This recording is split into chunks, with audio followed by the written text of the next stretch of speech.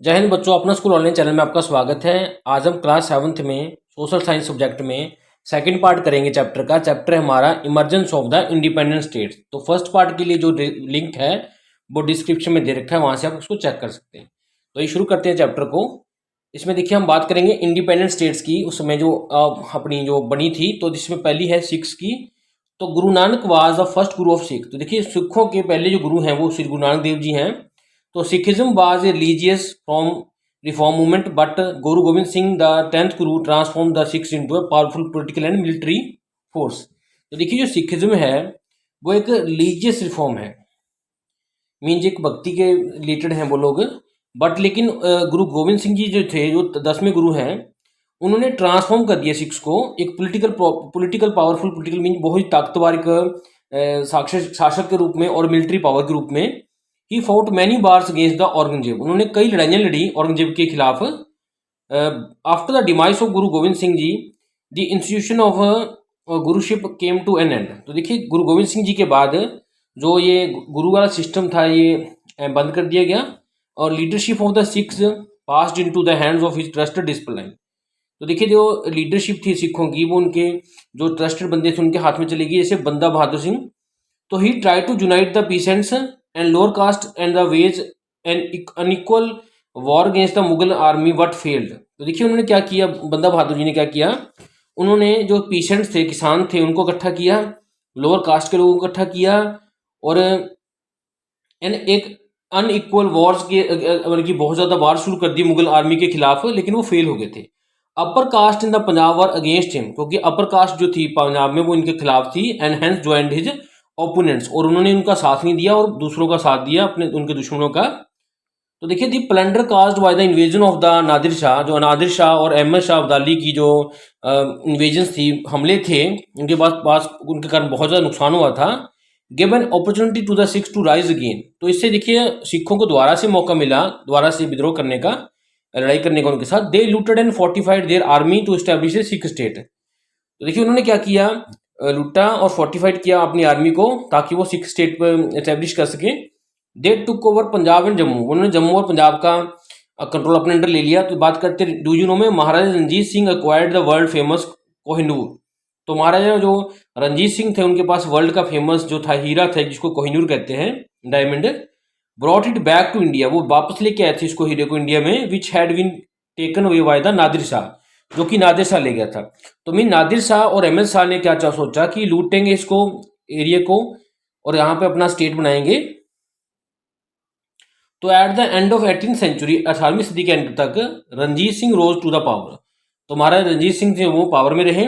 He was born leader, a brave soldier and able administrator. वो देखिए जन्म से ही एक अच्छे लीडर थे, एक अच्छे योद्धा थे, बहादुर योद्धा थे और एक अच्छे शासक थे।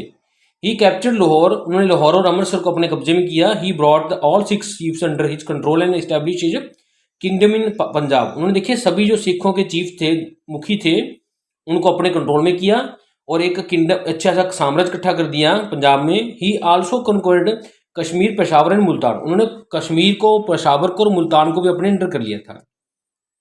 तो देखिए his army was well equipped and discipline. उनकी जो आर्मी थी अच्छी, साजो सामान था उनके पास बढ़िया लड़ने का और अच्छी डिसिप्लिन थी। It comprised of the Sikhs as well as Gorkha. इसमें देखिए सिख भी थे और गोरखा भी थे, बिहारी भी थे, उड़िया भी थे, पठान भी थे, डोगराज भी थे एंड पंजाबी मुस्लिम भी थे, सभी तरह के लोग थे। He also manufactured cannons. वो देखिए कैनन में तोपे बनाते थे। Ranjit Singh use the political power of the two for the benefit of the all the community. तो देखिए रंजीत सिंह जो राजा थे उन्होंने पॉलिटिकल पावर, राजनीतिक पावर का यूज किया बेनिफिट लेने के लिए सभी कम्युनिटीज का। As he was tolerant wards other religion, क्योंकि वो बाकी रिलीजन्स को भी रिस्पेक्ट करते थे।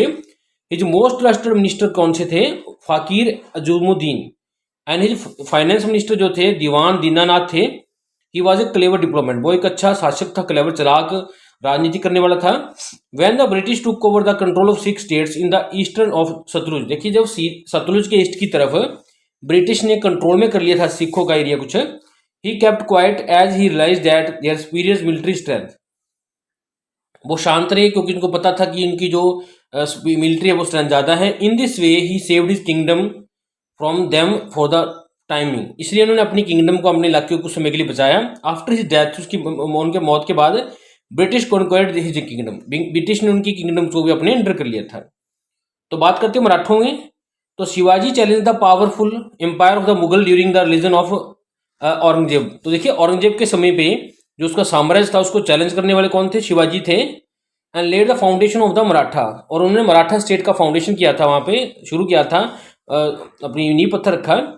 तो brilliant Maratha commanders and the state person feel the vacuum created by the disintegrated Mughal authority. तो देखिए जितना भी मुगल अथॉरिटी ने डिसइंटीग्रेट किया था, भेदभाव किया, उसको सबको किसने खत्म किया? मराठा कमांडर्स ने, जो कि बहुत इंटेलिजेंट थे, ब्रिलियंट थे, समझदार थे। They became a major political power in the India, वो एक ताकतवर पावर बन गए थे इंडिया में। And succeeded in capturing Delhi, और दिल्ली को भी उन्होंने अपने कैप्चर में कर लिया था 1760 में। What they fail to replace the Mughal empire, लेकिन वो मुगल एम्पायर को वहां से रिप्लेस नहीं कर पाए, खत्म नहीं कर पाए, बिकॉज लेक ऑफ यूनिटी, क्योंकि उनमें एकता नहीं थी और ऑर्गेनाइज तरीके से वो काम नहीं करते थे। What their constant wars destroy the Mughal empire, लेकिन उनकी लगातार लड़ाइयों के कारण मुगल एम्पायर को काफी ज्यादा नुकसान हुआ। Shivaji was an able administrator and military commander, वो एक अच्छे योग्य एडमिनिस्ट्रेटर थे, जो जिनको राजपाट चलाना आता था, और मिलिट्री कमांडर मीन्स अच्छे सेनापति थे, सेना को जो नेतृत्व कर सकते हैं, सेना को कंट्रोल कर सकते हैं, उनको बढ़िया ढंग से चला सकते हैं। His mother Jijabai instilled patriotism on in him. तो देखिए उनकी जो माता जी थी जीजाबाई ने, उनमें अच्छा जो देशभक्ति भावना भर रखी थी शुरू से ही captured the forts of Torna, Purandar and fought many battles against the Bijapur and the viceroy of the Deccan. उन्होंने देखिए कई सारे फोर्ट्स जो कैप्चर किए थे, टुराना के, पुरंदर के, और कई लड़ाइयां लड़ी थी बीजापुर और वाइसरी ऑफ डेक्कन के खिलाफ। You have read the Aurangzeb had sent Jai Singh to the persuade Shivaji to meet the Mughal empire. आपको जैसे आपने पढ़ा होगा कि औरंगजेब ने क्या था, जय सिंह को भेजा था मनाने के लिए, परसुएट मनाने के लिए शिवाजी को, कि वो मुगल एम्पायर को मिले। बट वॉज ट्रिक्ड, बल्कि इनको ट्रिक में फंसा लिया गया था, उनको कैद कर लिया गया था, इम्प्रिजन कर दिया था। He manage to run away from the prison along with his son Sambhaji. तो अपने संभाजी सन के साथ वो वहां से भाग गए थे, hidden in the fruit baskets, fruit baskets में छिपकर। तो Aurangzeb had to accept Shivaji as a king and grant him the jagir of Berar. तो देखिए औरंगजेब को मानना पड़ा कि शिवाजी के अच्छे राजा हैं, और उनको जागीर देनी पड़ी उनकी बैरार की। Shivaji established Hindu state and took over the title of Chhatrapati. तो उन्होंने देखिए हिंदू स्टेट का जो स्थापना की शिवाजी ने, और इसीलिए शिवाजी को छत्रपति कहते हैं। A civil war started between the Shahu and the grandson of the Shivaji and his aunt Tarabai that divided the loyalty of the Maratha sardar. तो देखिए घर की घरेलू लड़ाई हो गई थी सिविल वार किसके बीच में? शाहू, जो कि ग्रैंडसन था, पोता था शिवाजी का, और उनकी आंट ताराबाई के बीच में, जिसके कारण जो लॉयल्टी थी, जो उनका मान सम्मान था मराठा सरदारों का, वो डिवाइड हो गया था, वो अलग अलग हो गए थे। The Maratha government under went A change under the Balaji Vishwanath. तो विश्वनाथ बालाजी के अंडर में काफी ज्यादा चेंज हो गया था। द पेशवा, जो कि चीफ मिनिस्टर होता है किंग साहू का, and a period of Peshwa domination begin. तो पेशवा सिस्टम शुरू हो गया था। मराठा पावर स्प्रेड, क्योंकि डूजनों में है। Shivaji divided his empire into 3 parts. उन्होंने 3 पार्ट्स में अपने समाज को, अपने एम्पायर को, अपने साम्राज्य को बांटा था। स्वराज और ओवन किंगडम्स, मुल्क के क्वादिम और old territory and the territory that were a part of Mughal empire. तो देखिए इस तरह से 3 हिस्सों में, कि एक तो स्वराज जो कि उसकी अपनी किंगडम्स हैं, एक मुल्क के कादाम ओल्ड टेरिटरी में पुराने राज में, और एक वो एरिया जो कि मुगल के अंदर थे। तो बात करते हैं टॉपिक से रिलेटेड। तो Maratha power spread over Malwa, जो मराठे पावर थी वो मालवा तक फैली, गुजरात तक फैली, पार्ट्स ऑफ बुंदेलखंड की तरफ फैली।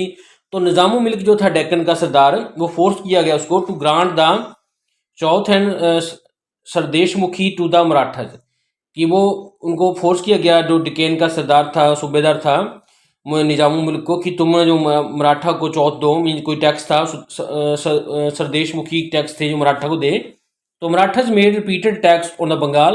तो दोबारा बार बार रिपीट करते रहे, टैक्स करते रहे बंगाल पे, और फोर्स किया नवाब को बंगाल के कि वो उनको उड़ीसा दे दे, जो कि इसको भी उड़ीसा के नाम से जाना जाता है।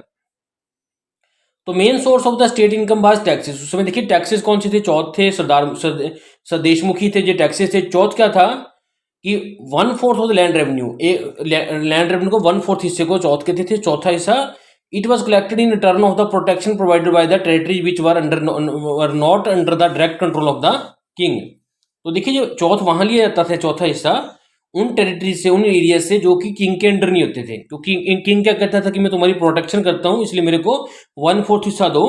और जो सरदेश मुखी होता था वो एडिशनल टैक्स होता था जो कि 10% होता था, जो which Shivaji demanded as he was the chief of the Maratha, क्योंकि ये शिवाजी ने मांगा था क्योंकि वो मराठा के सरदार थे, ये अलग से टैक्स था। तो N efficient team of officers rain the administration under the Maratha king. तो मराठा किंग के अंडर एक बढ़िया प्रशासन चलता था ऑफिसर्स के साथ मिलकर। There were 280 forts in the Shivaji possession. Shivaji के अपने पास कितने थे? 280 फोर्ट्स थे, किले थे। ए हवलदार कंट्रोल्ड ईच फोर्ट। एक हवलदार हर जो फोर्ट था किले को कंट्रोल करता था और उसकी आसपास की सराउंडिंग्स को, टेरिटरीज को। Army was also divided into different grades. Army के भी कई ग्रेड्स थे, अलग अलग ग्रेड्स थे। जैसे Shivaji army was well known for guerrilla warfare. तो गुरिल्ला स्टाइल से वो लड़ते थे उनको, इसलिए गुरिल्ला वारफेयर के नाम से उनकी आर्मी को जाना जाता था। Which suited the mountaineers region, जो कि पहाड़ी एरिया में थे। And small band of soldiers could easily attack and the large enemy force and run away to the safety. तो उसमें क्या होता था, कुछ ग्रुप जो सैनिकों का क्या था, एकदम से बड़ी सी आर्मी पर अटैक करके उनको नुकसान करके वहां से एकदम से सेफ जगह चले जाते थे। तो बात करते हैं राजपूत की। Many Rajput try to establish independent states after the death of Aurangzeb. तो औरंगजेब के बाद कई राजपूत ने अपना इंडिपेंडेंट स्टेट एस्टैब्लिश करने की कोशिश की। तो Ajit Singh the king of Marwar Jodhpur जो थे, एंड सवाई जय सिंह जो किंग एम्बर जयपुर के थे, took advantage of the war of succession among the empire son and declare their independence from the Mughal empire. तो देखिए औरंगजेब की मौत के बाद अब क्या था, उसके जो बच्चों के बीच में ये लड़ाई हो गई थी कि कौन उसका शासक बनेगा मुगल एम्पायर में। तो उसके बीच में क्या था, एक एम्बर थे किंग राजा जो एक तो देखिए सावन जय सिंह थे जो किंग थे जयपुर के, और एक अजीत सिंह थे राजा जोधपुर के। उन्होंने क्या अपने आप को फ्री कर लिया, क्योंकि उन्होंने सोचा कि औरंगजेब की मौत के बाद उनके बच्चों के बीच में राजगद्दी को लेकर झगड़ा है, इस बात का फायदा उठाया। They were fed up the religious and administrative intolerance under the Aurangzeb. तो देखिए वो बहुत ज़्यादा नाराज थे इस बात से, क्योंकि जो रिलीजियस तरीका था उनका काम करने का और वो दूसरे धर्मों को औरंगजेब जो था वो अच्छा नहीं समझता, इस बात से नाराज थे। तो इसलिए जय Singh had the governorship of Surat and Agra, और अजीत सिंह गवर्नर बन गए अजमेर और गुजरात के। द किंग ऑफ मेवाड़ जो थे had always oppose the Mughals, वो हमेशा ही मुगलों के खिलाफ रहे थे, जो कि now got an opportunity to consolidate power. उनको मौका मिल गया था पावर को इकट्ठा करने का। Unfortunately the Rajput states were unable to unite. लेकिन बदकिस्मती की बात ये थी कि राजपूत जो स्टेट्स थी, एरियाज थे, किंग्स थे, वो एक ना हो पाए ड्यू टू द म्यूचुअल रिवलरी, क्योंकि आपस में वो लड़ते थे, आपस में उनकी दुश्मनी थी। The surrounding territories diminished. तो इसलिए जो सराउंडिंग जो आसपास की टेरिटरीज थी वो खत्म होती गई due to increasing power of Jats Marathas and local rulers, क्योंकि लोकल रूलर्स के कारण और मराठाज के कारण वो जो उनकी टेरिटरीज वो खत्म होती गई। तो बात करते हैं मैसूर की। The state of Mysore rose to the province in the south India after decline of Mughal empire. तो मुगल एम्पायर के खात्मे के बाद जो साउथ इंडिया में मैसूर नाम की जो नई स्टेट आई, earlier it was ruled by Chikka Krishna Raj. तो इससे पहले इसका राजा तो चीका कृष्ण राज था। What real power was in the hand of the Wodeyar brothers. लेकिन जो असली पावर थी उनके बौदियार जो ब्रदर्स के खानदान के हाथों में थी। तो Devaraja and Nanjaraja Haidar Ali became the ruler of Mysore. वो मैसूर के राजा बने, रूलर बने, and carried out successful war against the Marathas and the Nizam. और उन्होंने मराठों के साथ और निजामों के साथ लड़ाइयाँ करी। आफ्टर हैदर अली के बाद उसका जो लड़का था Tipu Sultan became the ruler. Tipu Sultan जो था रूलर बना, राजा बना, शासक बना। He introduced many reforms in the army. उन्होंने कई प्रकार के चेंजेस किए आर्मी में, ट्रेड में, व्यापार में, कॉइनेज सिस्टम में, सिक्कों में, वेट में एंड मेजरमेंट में, मापने के तरीकों में। He encouraged hard work and protected the farmers. उन्होंने देखिए हार्ड वर्क वाले करने वाले और फार्मर्स को प्रोटेक्ट किया। He was also an able warrior and general. वो एक अच्छे योद्धा थे, योद्धा थे और सेनापति थे। He organise his army on the European style. उन्होंने यूरोपियन तरीके से अपनी आर्मी को बनाया, उस तरह से डाला। He was a Muslim but was tolerant towards the other religious. वो देखिए मुस्लिम होने के बाद जी बाकी धर्मों को रिस्पेक्ट करते थे। तो Tipu Sultan was a staunch enemy of the British. Tipu Sultan एक बहुत तकड़े दुश्मन थे ब्रिटिश के। And kept opposing them till his death. तो अपने मरते दम तक वो उसको अंग्रेजों का के खिलाफ लड़ते रहे। He sent his ambassador to France. उन्होंने अपने मंत्री को फ्रांस भेजा, तुर्की भेजा, ईरान भेजा, अरब स्टेट्स को भेजा, ताकि वो हेल्प ले सके ब्रिटिश के अगेंस्ट। तो he try to modernise his naval power to strengthen his power and to develop external trade. उन्होंने देखिए अपनी नेवी पावर को बढ़ाया ताकि अपनी ताकत बढ़ा सके वो एक्सटर्नल ट्रेड में। ऑन द होल देखिए पूरा ऊपर जो इंडिया था 18th सेंचुरी का लेक्ड द सोशल यूनिटी, उसमें सोशल यूनिटी नहीं थी, समाज में एकता नहीं थी due to the federal division, क्योंकि कई तरह के डिविजन्स हुई थी सोसाइटी अपने एरियाज वाइज भी और इकोनॉमिक मीन्स पैसे वाइज भी उनमें काफ़ी भेदभाव था अमीर गरीब का। तो condition of the woman was not good, जो वुमेन्स की कंडीशन थी लेडीज की औरतों की वो भी अच्छी नहीं थी। The backwardness of the agriculture and industry at the hands of the foreign company. देखिए जो फॉरेन कंपनीज थी जैसे जैसे ईस्ट इंडिया कंपनी उनके हाथों में था हमारा सिस्टम, तो हमारा जो एग्रीकल्चर और इंडस्ट्री था काफ़ी बैकवर्ड मीन पिछड़ा हुआ था और उन्होंने हमारे इंटरनल एंड एक्सटर्नल ट्रेड को व्यापार को भी इफेक्ट किया था, डिस्ट्रॉय किया था। Culture architecture painting music and literature also suffered. तो हमारा जो कल्चर से सभ्यता थी हमारी, जो हमारा आर्किटेक्चर जो बिल्डिंग बनाने वाला सिस्टम था, पेंटिंग्स था, म्यूजिक सिस्टम था, हमारे लोगों का म्यूजिक पे करते थे जो काम, और लिटरेचर जो भी लिखते पढ़ते करते थे, जो पोइट्री करते थे, वो सब का सब सफ़र हुआ था इनके कारण। तो Urdu emerge as the lingua franca of the high state. तो हाई क्लास के लोगों में उर्दू ज़्यादा प्रसिद्ध हुआ।